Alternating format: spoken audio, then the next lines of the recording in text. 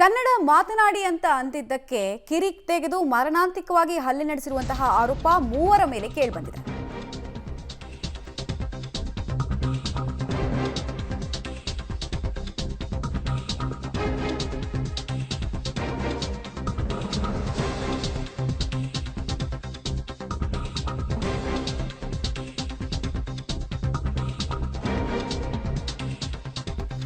ಉತ್ತರ ಪ್ರದೇಶ ಮೂಲದವರಿಂದ ಮಾರಣಾಂತಿಕ ಹಲ್ಲೆ ಆಗಿದೆ. ಆನೇಕಲ್ನ ಸರಸ್ವತಿ ವಿದ್ಯಾಮಂದಿರದ ಸಮೀಪ ಈ ಘಟನೆ ಆಗಿರುವುದು ಬೆಳಕಿಗೆ ಬರ್ತಾ ಇದೆ. ರುದ್ರಮ ಲೇಔಟ್ನ ನಿವಾಸಿ ಶಿವಲಿಂಗ ಅವರು ಹಲ್ಲೆಗೆ ಒಳಗಾದಂತಹ ವ್ಯಕ್ತಿ ಅಂತ ಐಡೆಂಟಿಫೈ ಮಾಡಲಾಗಿದೆ. ಗಲಾಟೆಯನ್ನು ತೆಗೆದು ತಲೆಗೆ ರಾಡ್ನಿಂದ ಹಲ್ಲೆಯನ್ನು ಮಾಡಿದ್ದಾರೆ. ಗಲಾಟೆಗೆ ಕಾರಣ ಆಗಿದ್ದಂತಹ ವಿಚಾರ ಕನ್ನಡ ಮಾತನಾಡಿ ಅಂತ ಹೇಳಿದ್ದಕ್ಕೆ ಉತ್ತರ ಪ್ರದೇಶ ಮೂಲದವರು ಇಷ್ಟಕ್ಕೆ ಕೆರಳಿ ತಮ್ಮ ಉತ್ತರನ ಪೌರುಷವನ್ನ ಒಬ್ಬ ವ್ಯಕ್ತಿಯ ಮೇಲೆ 3 ಜನ ಸೇರ್ಕೊಂಡು ತೋರಿಸಿದ್ದಾರೆ. ಆನೇಕಲ್ ಪೊಲೀಸ್ ಠಾಣೆಯಲ್ಲಿ ಈ ಕುರಿತು ಪ್ರಕರಣ ಕೂಡ ಈಗ ದಾಖಲಾಗಿದೆ. ಅಲ್ಲಿ ಕೆಲಸ ಮಾಡ್ತಾರೆ, ಅಲ್ಲಿ ಮಗ್ಗದ್ದು ಇದರಲ್ಲಿ ನಾವು ಅವರೆಲ್ಲ ಒಂದು ಪಕ್ಕದಲ್ಲೇ ಮಾಡ್ತಾ ಇದ್ರು. ಅದರಲ್ಲಿ ಅವರು ನಮಗೆ ಹಿಂದಿ ಭಾಷೆ ಬರಲ್ಲ, ಅವ್ರಿಗೆ ನಮ್ಮ ಕನ್ನಡ ಬರಲ್ಲ. ಅದಕ್ಕೆ ಇವಾಗ ಅವ್ರನ್ನ ನೀವು ಏನೇ ಇದು ಮಾಡಿದ್ರು ಹಿಂದಿ ಮೈ ಬೋಲು ಅಂದ್ಕೊಂಬರ್ತಾರೆ. ನಮ್ಗೆ ಹಿಂದಿ ಬರಲ್ಲ. ಅದಕ್ಕೆ ನಮಗೆ ನೀವು ಕರ್ನಾಟಕದಲ್ಲಿ ಬಂದು ಇಲ್ಲಿ ಇರೋದು, ನೀವು ಕನ್ನಡ ಮಾತಾಡ್ರೋ ಅನ್ನೋದು ತಪ್ಪ.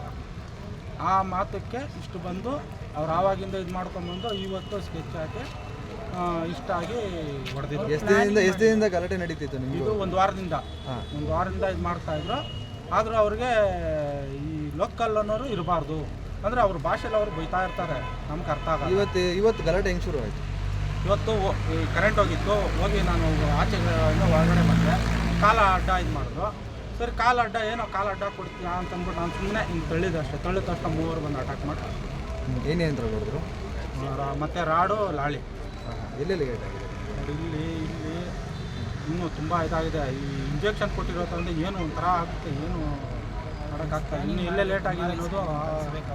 ಏನು ಹೇಳಿದ್ದಾರೆ ಡಾಕ್ಟ್ರ್? ಎಲ್ಲಿಗೆ ಕಳಿಸ್ಬೇಕಂತ ಅವ್ರು ಇವಾಗ ವಿಕ್ಟೋರಿಯಾಗೆ ಹೋಗಿ ಸ್ಕ್ಯಾನಿಂಗ್ ತರಿಸ್ಕೊಂಬನ್ರಿ ಅಂತ ಹೇಳಿದ್ದಾರೆ. ಸ್ಟೇಷನ್ ಕಂಪ್ಲೇಂಟ್ ಕೊಟ್ಟಿದ್ದೀರಾ? ಹಾಂ, ಆಗಿದೆ. ಸ್ಟೇಷನ್ ಒಳಗಡೆ ಅವ್ರು ಇದ್ದಾರೆ. ಅವ್ರ ಹೆಸರುಗಳೇನು, ಎಲ್ಲಿಂದ ಬಂದಿದ್ರು, ಅವ್ರ ಹೆಸರುಗಳೇನು ಗೊತ್ತಾ? ಡೀಟೇಲ್ಸ್ ಕೊಡ್ತಾರೆ ಅಮರೀಶ್. ಈಗ ಮೂವರ ವಿರುದ್ಧ ಕಂಪ್ಲೇಂಟ್ ದಾಖಲಾಗಿದೆಯಾ? ಮಮತಾ, ಖಂಡಿತವಾಗೂ ಈಗಾಗಲೇ ಕನ್ನಡ ಮಾತಾಡಿ ಅಂತ ಹೇಳಿದ್ದಕ್ಕೆ ಒಬ್ಬ ವ್ಯಕ್ತಿ ಮೇಲೆ 3 ಜನ ಸೇರ್ಕೊಂಡು ಮಾರಣಾಂತಿಕ ಹಲ್ಲೆ ನಡೆಸಿ ಆಸ್ಪತ್ರೆಗೆ ಸೇರುವಂತಹ ಪರಿಸ್ಥಿತಿ ಆಗಿರುತ್ತದೆ.